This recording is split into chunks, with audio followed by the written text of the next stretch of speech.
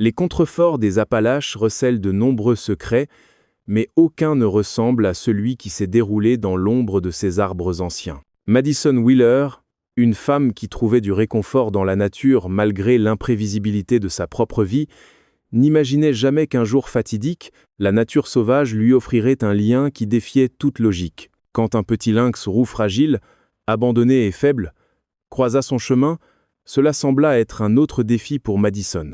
Mais alors qu'elle luttait pour le sauver, elle ignorait que le vrai test de survie ne concernerait pas le petit, mais elle-même.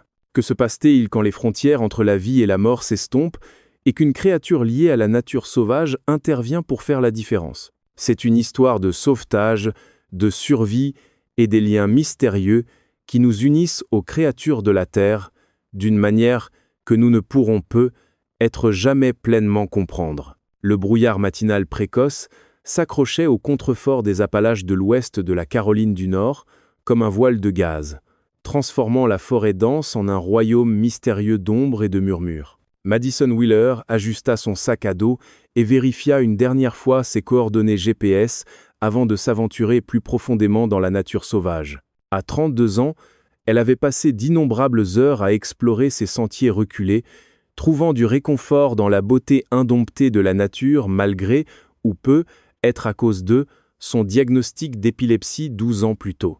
Cette condition avait modifié la trajectoire de sa vie, la forçant à abandonner ses rêves de devenir guide en nature sauvage. Pourtant, au lieu de la laisser la vaincre, Madison s'était adaptée. Elle travaillait maintenant comme photographe de nature freelance, vendant son travail à des magazines outdoor et maintenant un blog populaire sur les sentiers de randonnée accessibles pour les personnes avec diverses conditions de santé. Sa devise était simple, la nature ne discrimine pas, elle accueille tous ceux qui respectent ses règles. Ce matin-là, au début de mai, Madison était partie photographier des fleurs sauvages printanières pour un article à venir. Le temps était parfait, couvert mais sec, avec juste assez de lumière filtrant à travers les nuages pour créer l'illumination douce qu'elle préférait pour ses photos macro. Elle avait déjà capturé des images magnifiques de trillium et de géranium sauvages quand un son attira son attention. Un miaulement faible et plaintif qui semblait déplacé dans ses bois. Madison s'arrêta, sa main se déplaçant instinctivement vers le bracelet d'alerte médicale à son poignet, une habitude qu'elle avait développée chaque fois que quelque chose d'inattendu se produisait. Le son revint, cette fois un peu plus clair. Il lui rappelait un chaton domestique, mais elle savait qu'elle était trop loin de toute zone résidentielle pour que cela soit probable. Suivant le bruit avec des pas prudents, elle traversa un épais patch de lauriers de montagne. Là, dans une dépression peu profonde sous une bûche tombée, se trouvait une vue qui fit sauter un battement à son cœur. Un bébé lynx roux, pas plus de quelques semaines, son pelage tacheté en mêlée, et son petit corps tremblant à chaque respiration laborieuse. Madison sut immédiatement que quelque chose n'allait pas. Les petits lynx roux quittaient rarement leur mère à cet âge, et celui-ci montrait des signes de détresse, déshydratation, faiblesse, et ce qui semblait être une blessure à une de ses pattes arrière. Des années d'expérience en plein air avaient appris à Madison quand intervenir et quand laisser la nature suivre son cours. Elle balaya la zone à la recherche de signes de la mère ou de frères et sœurs, mais n'en trouva aucun. Au lieu de cela, elle découvrit des traces d'un glissement de terrain récent à environ 50 yards en amont. Terre fraîche et branches cassées racontaient une histoire de destruction qui avait probablement séparé ce petit de sa famille. « Et là, petit » murmura Madison, gardant sa voix douce et stable, alors qu'elle enlevait lentement sa veste polaire extérieure. « Allons te chercher de l'aide !» Utilisant des compétences apprises dans divers cours de premiers secours en nature sauvage, elle enveloppa soigneusement le petit dans sa veste, notant qu'il offrait étonnamment peu de résistance, un signe préoccupant de son état affaibli. Les yeux du petit prédateur, bien que voilés d'épuisement, se fixèrent sur elle avec une intensité qui semblait percer droit jusqu'à son âme. « Je vais t'appeler Dakota », murmura-t-elle, le nom lui venant spontanément alors qu'elle pensait à la dignité et à la résilience des tribus amérindiennes qui avaient autrefois appelé ces montagnes leur foyer. Cela signifie ami ou allié, et c'est exactement ce dont tu as besoin en ce moment.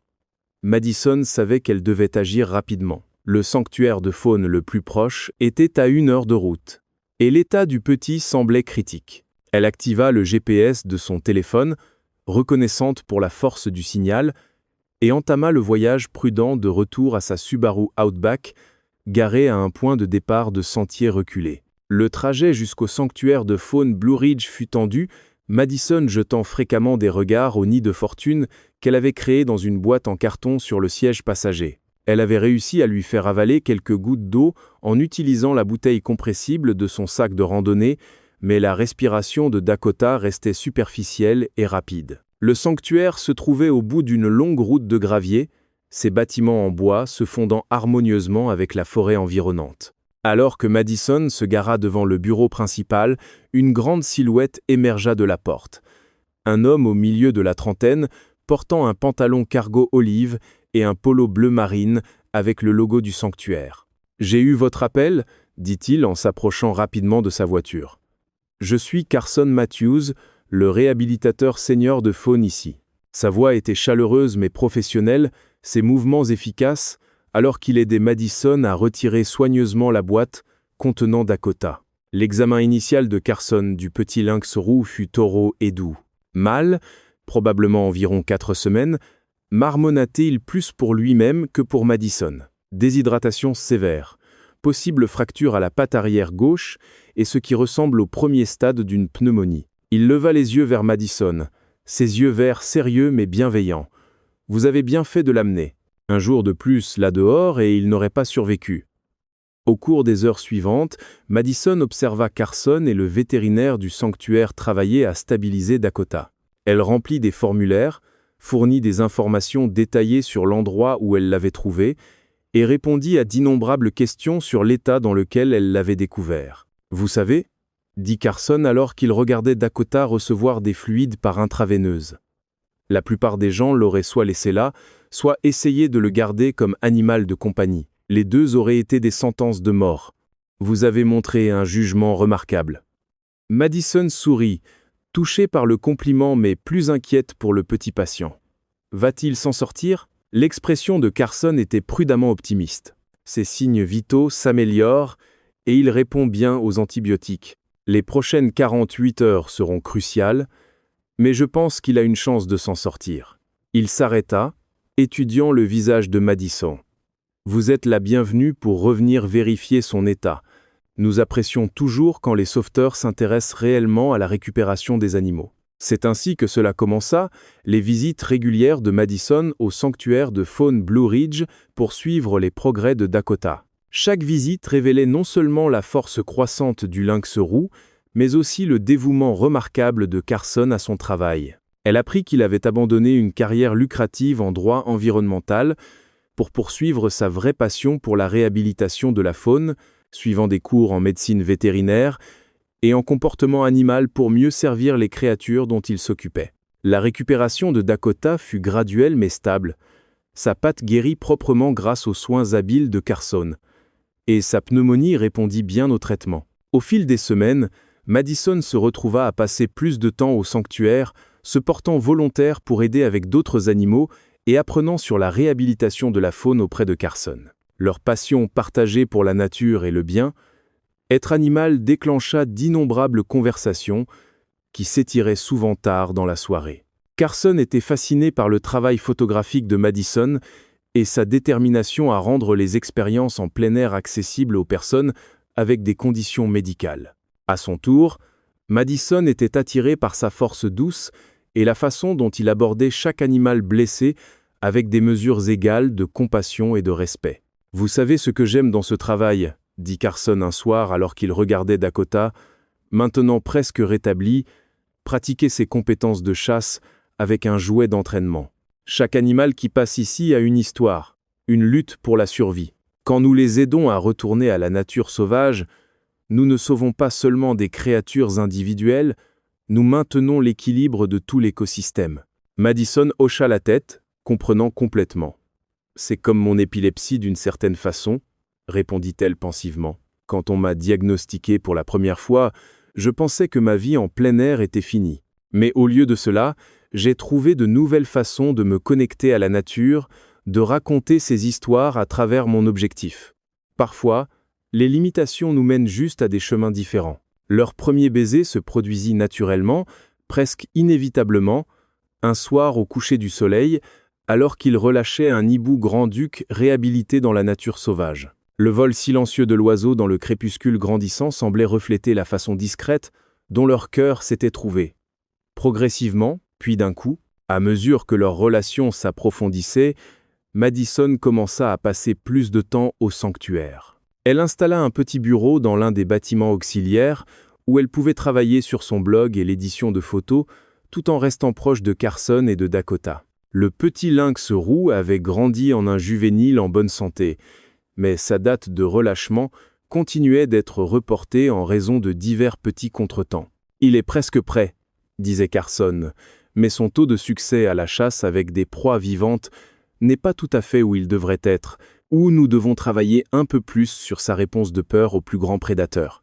Madison soupçonnait que Carson, comme elle, s'était attaché au petit chat féroce qui les avait réunis, bien qu'ils sachent tous les deux que la relâche était l'objectif ultime. Puis vint le matin qui changea tout. Madison avait connu des crises plus fréquentes dans les semaines précédentes, un fait qu'elle discutait à contre-cœur avec son neurologue. Ce jour-là, elle arriva tôt au sanctuaire, prévoyant de photographier la session d'entraînement de Dakota pour son blog.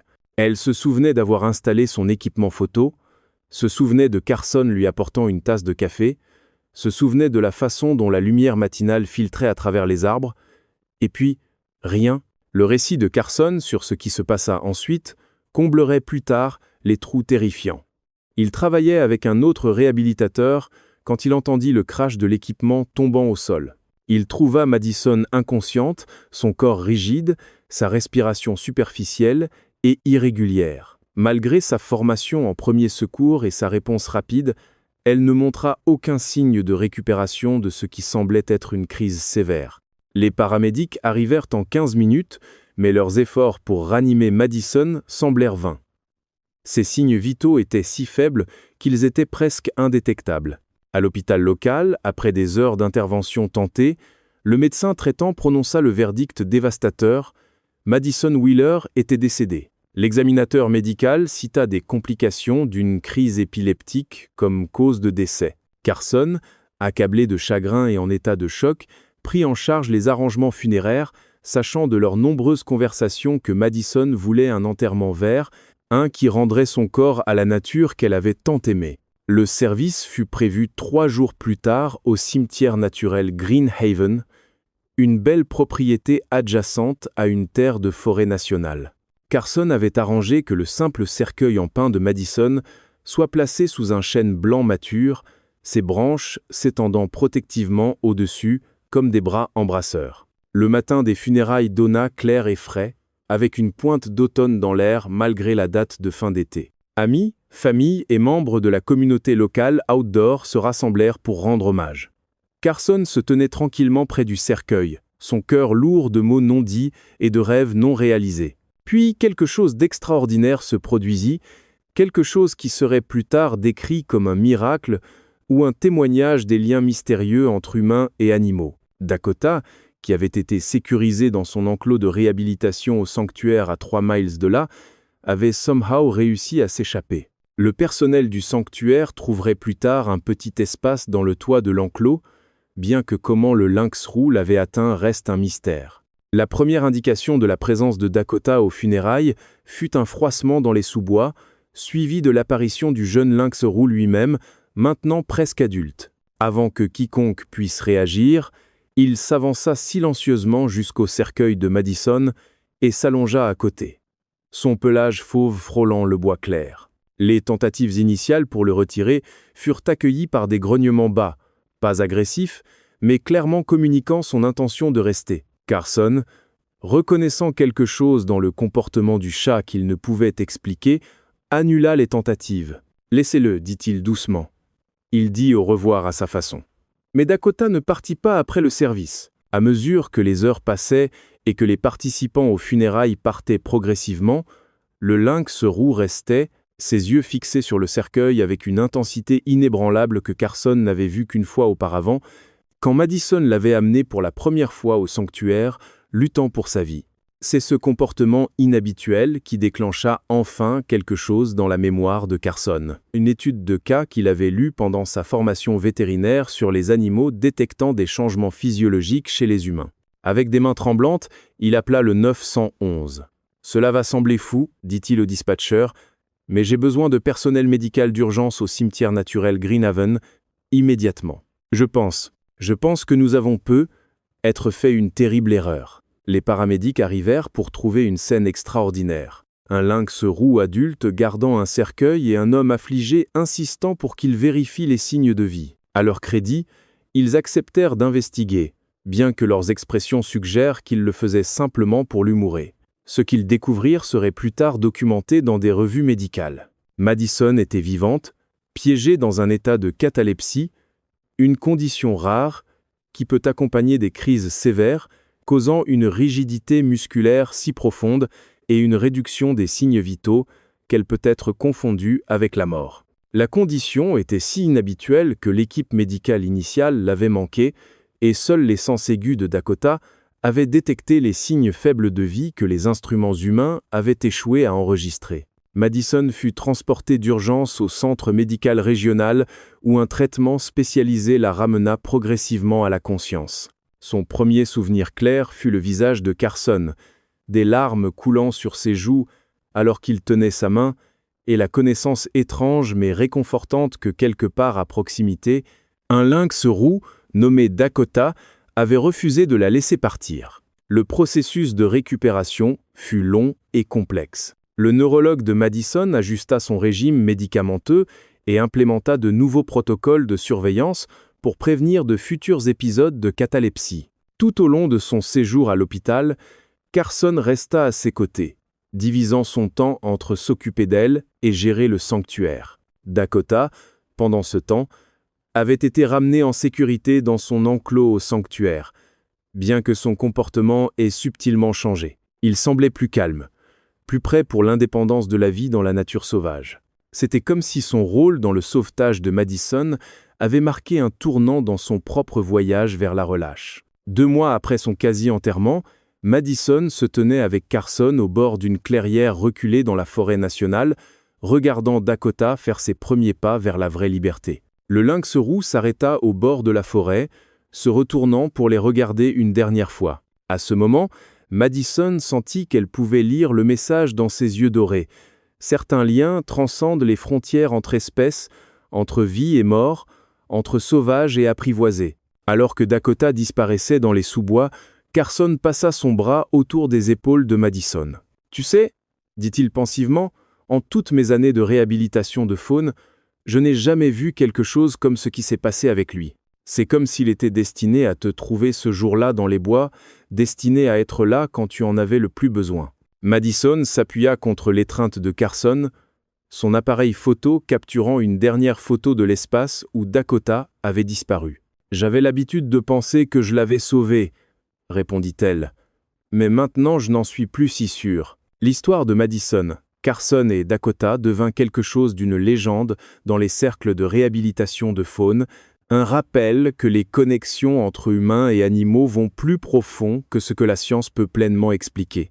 Le post de blog de Madison sur l'expérience devint viral, attirant l'attention à la fois sur la sensibilisation à l'épilepsie et sur l'importance des sanctuaires de faune. 1 an plus tard, Carson demanda Madison en mariage dans la même clairière où ils avaient relâché Dakota. Alors qu'ils se tenaient là, partageant leurs plans pour un avenir ensemble, une silhouette familière émergea brièvement des ombres. Un lynx roux, adulte en bonne santé, son pelage tacheté brillant dans la lumière tachetée du soleil. Il les regarda calmement un moment avant de fondre dans sa maison forestière, un rappel vivant que l'amour sous toutes ses formes a le pouvoir de combler le fossé entre la vie et la mort, entre sauvage et domestique, entre ce que nous pouvons expliquer et ce que nous ne pouvons que ressentir dans nos cœurs. Madison et Carson se marièrent le printemps suivant lors d'une petite cérémonie au sanctuaire. Leurs vœux incluaient une promesse de continuer leur travail pour protéger et réhabiliter la faune, honorant la chaîne extraordinaire d'événements qui les avait réunis. Ils établirent une fondation dédiée au soutien des centres de réhabilitation de faune et à la promotion de la recherche sur la connexion entre animaux et santé humaine. Occasionnellement, le personnel du sanctuaire rapportait des aperçus d'un grand lynx roux dans la forêt environnante, un qui semblait observer leur travail avec un intérêt inhabituel. Que ce soit Dakota ou non, ces observations servaient de rappel que certaines histoires ne finissent pas, elles changent simplement de forme, comme les saisons, comme la vie elle-même, créant de nouveaux chapitres dans le cycle sans fin du récit de la nature. Des années plus tard, quand les visiteurs du sanctuaire demandaient à propos de la photographie encadrée accrochée dans le bureau principal, celle montrant un lynx roux gardant un simple cercueil en pin, Madison sourirait et leur dirait que parfois les histoires d'amour les plus puissantes ne sont pas entre humains du tout, mais entre toutes les créatures vivantes qui partagent cette planète remarquable. Et au loin, s'ils écoutaient attentivement, ils pourraient entendre le cri sauvage d'un lynx roux, leur rappelant que les miracles peuvent porter de la fourrure et marcher sur 4 pattes, et que la capacité du cœur à aimer ne connaît pas de limite.